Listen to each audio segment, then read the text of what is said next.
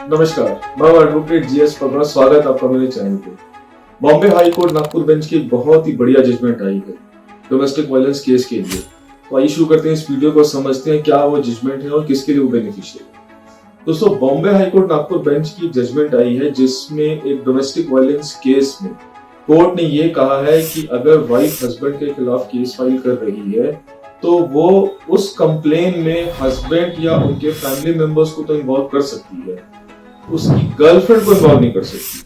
हुआ क्या है दोस्तों इस केस में कि जब वाइफ ने केस फाइल किया, कंप्लेन फाइल की, उसमें उसने अपने हस्बैंड के खिलाफ, mother in law, father in law के खिलाफ और इन एडिशन टू दैट उसने उसकी गर्लफ्रेंड को भी इम्प्लीकेट कर दिया और इम्प्लीकेट करने के बाद एक केस फाइल कर दिया।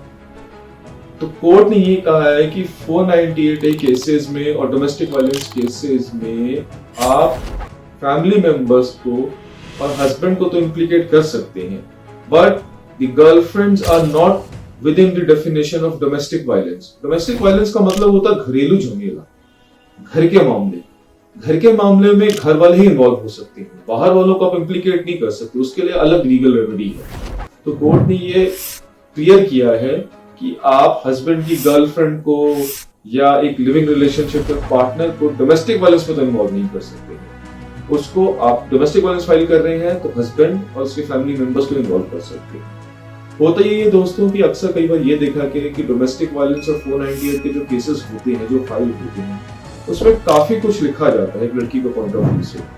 कुछ केसेस सच होते हैं, कुछ केसेस झूठ होते हैं, कुछ केसेस दबाव बनाने के लिए फाइल किए जाते हैं और कुछ केसेस बिल्कुल जेन्युइन होते हैं। इसको डिफरेंशिएट करने के लिए बहुत जरूरी है कि उन कंप्लेन को पूरी तरह समझा जाए, उसके लिए क्या एविडेंस है समझा जाए।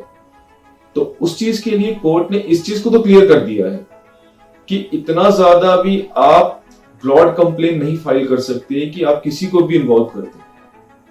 तो यह बात समझनी जरूरी है कि अगर आप एक डोमेस्टिक वायलेंस केस फाइल कर रहे हैं अपने हस्बैंड के खिलाफ और अगर वो एक्स्ट्रा मैरिटल अफेयर में है तो आप डोमेस्टिक वायलेंस में उसको इन्वॉल्व मत कीजिएगा। अगर आप फर्स्ट कीजिए उसको इन्वॉल्व किया और आपने कंप्लेन फाइल कर दी तो बाद में परेशानी आप ही को आएगी। जब वो केस फाइल होगा, अगर वो चीज चैलेंज हो जाती है तो कोर्ट ने फिर आपको कहना है कि या तो उसको विड्रॉ करके फ्रेश फाइलिंग करो या अमेंडमेंट लेके आओ। उस केस में आप ही का ही टाइम वेस्ट होगा। चीजों को समझना बहुत जरूरी है, इन बारीकियों को समझना बहुत जरूरी है। जब ये बारीकी समझेंगे आपका खुद का कोर्ट का टाइम बचेगा। आप अननेसेसरी ट्रायल, अननेसेसरी हियरिंग्स में नहीं फंसेंगे due to lack of this knowledge. अगर आप ऐसा कुछ फाइल करना चाहते हैं या आपके अगेंस्ट कुछ फाइल हुआ है, अगर आपके अगेंस्ट फाइल हुआ है एज अ हस्बैंड तो आप इसको चैलेंज कर सकते हैं। और आप फाइल करना चाहते हैं या फाइल करने वाले हैं तो गर्लफ्रेंड को इन्वॉल्व मत कीजिएगा, तभी आपका कंप्लेंट जो है एक सक्सेसफुल रहेगी और प्रॉपरली उसको ट्रायल पे कंटेस्ट कर सकते हैं।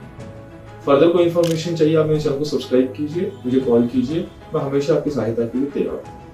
धन्यवाद।